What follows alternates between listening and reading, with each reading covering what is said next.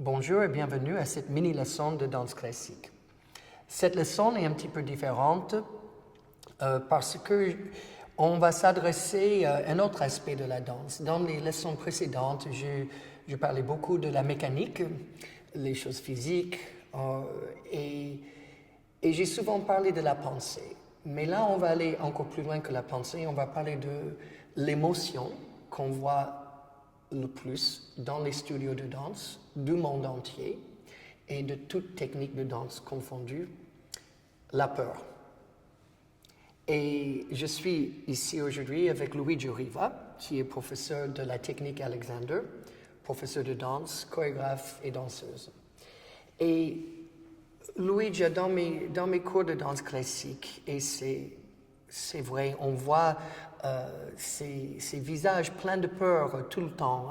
Je vois les sourcils levés, les mâchoires serrées. Et j'ai vu que même en faisant des blagues, j'essaie de détendre l'atmosphère, rassurer les gens, que cette peur est très persistante. Et je pense, ça c'est mon opinion, et j'aimerais bien savoir ce que tu as à dire, que la peur nous amène dans une immobilité quelque part. Le corps est plus dur, plus raide, et on n'obtient pas un bon résultat. Peut-être c'est mon côté anglo-saxon, mais je suis très intéressé par le résultat. Absolument. La peur, c'est une des principales causes qui ne nous fait pas avancer et qui va nous mettre dans un état de rétrécissement du corps au lieu qu'un état d'expansion et de relation avec l'extérieur du corps et de l'esprit. Malheureusement, on est souvent confronté à la peur dès qu'on est tout petit parce que la transmission de la danse, et particulièrement de la danse classique, souvent se fait par une idée de discipline et de souffrance. On nous apprend qu'il faut souffrir pour danser. Et je pense que c'est totalement faux. Et je pense que c'est une chaîne perverse qu'on engendre. D'abord, on introyette ça quand on est tout petit en tant qu'élève, qu'il faut souffrir. Donc, on arrive à avoir du plaisir à souffrir. Et ce qu'on va faire, c'est que une fois en tant que professeur, on va transmettre ça à nos élèves. Ah oui. Et donc, on va les mettre dans une situation où ils ne peuvent pas danser librement et être là, tout simplement, et danser, mais on va les mettre dans une situation de peur en pensant que ça va être la meilleure façon de les faire progresser. C'est vrai, moi j'avais pris même quand je dansais, je me rappelle des cours de danse où les professeurs carrément lançaient des chaises, ils hurlaient, ils l'insultaient et j'avais vu des danseurs venir à lui après le cours lui remercier. Et ça m'a choqué parce que c'est vrai que, bon, on va se tenir, on a un petit résultat, mais c'est très limité à la fin, non? C'est extrêmement limité et je suis tout à fait d'accord et j'ai vu moi-même des élèves être contents d'être maltraités car ils pensent qu'il y a un intérêt du professeur en vis-à-vis d'eux.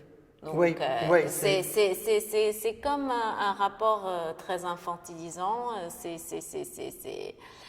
Le professeur, il va te punir parce qu'il tient à toi. Et le professeur a une sensation peut-être de pouvoir qui inconsciemment flatte son ego. Et parfois, je me demande si des profs qui travaillent surtout avec en terrorisant les danseurs, ils veulent en fait que les danseurs se sentent aussi mal qu'eux. C'est très possible. C'est possible. Bon, on ne va pas les juger, peut-être c'est ça comme ils ont appris. Je pense que c'est tout ce qu'ils connaissent. Voilà, c'est ça. Donc, ce n'est pas un jugement, mais on constate et on a peur de quoi finalement à la fin? Pourquoi tellement de peur? À part que ça s'était transmis, est-ce qu'il y a des choses immédiates et réelles qui causent cette peur? On a peur de se tromper. On a peur de se tromper. Alors ça, déjà. Mais moi, je pense qu'on ne vient pas en classe de danse pour travailler sa mémoire. Enfin, de faire une sans faute, bon, on est content, mais ça dépend comment c'est fait. Ce n'est pas juste la mémoire. Oui, effectivement, la mémoire, c'est un des points, mais on a peur de se tromper physiquement, de n'être pas assez bon. Donc là, on pourrait ouvrir le chapitre sur l'inhibition. Qu'est-ce que veut dire inhibition en technique Alexander? Ça n'a rien à voir avec l'inhibition freudienne, mais ça veut dire d'être capable de dire non à un stimuli. Et je vais être plus claire sur ce sujet. Ça veut dire que quand on a, par exemple, on doit faire un tour, si on ne dit pas non au premier à ce stimuli-là, qu'est-ce qu'on va faire? Si on veut tellement bien réussir sa pirouette, on va mettre en place tout ce qu'on connaît aujourd'hui, que mon corps et mon esprit connaissent, pour faire cette pirouette. Et peut-être ce n'est pas la bonne façon. Donc pour changer ma façon d'aborder la pirouette, il faudra que je dise d'abord non au stimuli de la pirouette et ensuite j'en pense. Alors, à ce moment-là, je penserai à mon contrôle primaire, donc c'est-à-dire la tête qui est libre sur la colonne vertébrale, le cou libre, la tête qui va vers le haut et vers l'avant, et du coup, je pourrais entamer ma pirouette d'une façon nouvelle. C'est vrai, pour vous les danseurs, c'est imaginer que vous préparez pour faire une pirouette. Et j'ai vécu la même chose, les pensées qui peuvent traverser l'esprit, style « Oh, je vais vraiment faire beaucoup cette fois-ci, j'espère que ça marche » ou « Oh, j'ai les pirouettes, oh, est-ce que le professeur me regarde, est-ce que je tourne aussi bien qu'un autre ?» Au lieu de laisser toute cette bande magnétique passer dans la tête, et on peut penser à justement ces bonnes actions, la direction de la tête, les gestes nécessaires pour obtenir ce qu'on veut. Et c'est-à-dire, il faut changer la pensée carrément. Absolument. Et il faut toujours vous rappeler que de danser ici et maintenant. J'avais entendu l'autre jour qu'il n'y a que 2 peurs qui font partie de l'être humain. Dans tous les peuples, il n'y a que 2 peurs. Le peur des bruits très forts et soudains et la peur de tomber. Et la peur de tomber, ça, on voit beaucoup en danse. Si je exagère un problème en technique classique qu'on a parlé dans l'autre vidéo, la tête vers l'arrière, ben, l'organisme risque de tomber en arrière. C'est une peur qui est inconsciente, mais pour moi, l'organisme dit « Oh là là, ça va partir ». Ou bien, ceux qui sont comme ça, en fait, le corps a tendance à tomber en avant.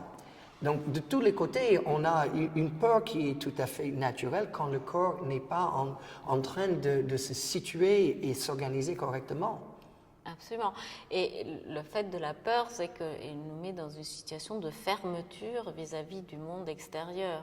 Oui. Alors que c'est très très important toujours d'ouvrir.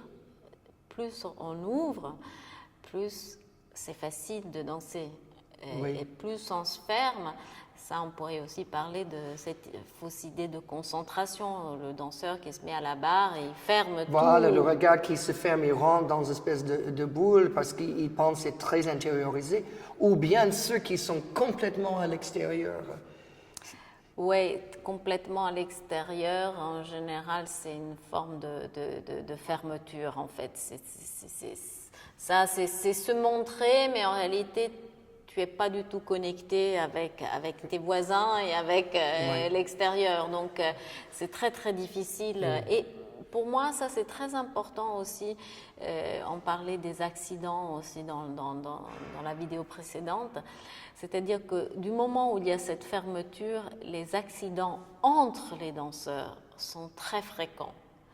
Si on ouvre son regard, si on ouvre sa perception, du coup, ça va être beaucoup plus facile de danser et on va être quelque part aussi porté par l'espace. La danse va être moins difficile. On va avoir cette sensation, mais je pense que tout le monde a eu une fois Chaque danseur, au moins j'espère, a eu une fois cette sensation de danser avec les autres et de danser avec le monde, avec l'espace, avec les gens. Donc du coup, on est porté.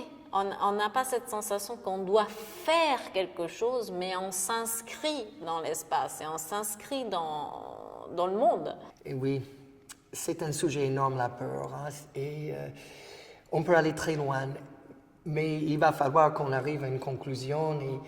Et peut-être, moi, Luigi, j'aimerais dire, peut-être aux professeurs de se demander vis-à-vis de votre rapport avec vos élèves, est-ce que vous cherchez de les contrôler par la peur? Est-ce que c'est peut-être comme ça que vous avez appris?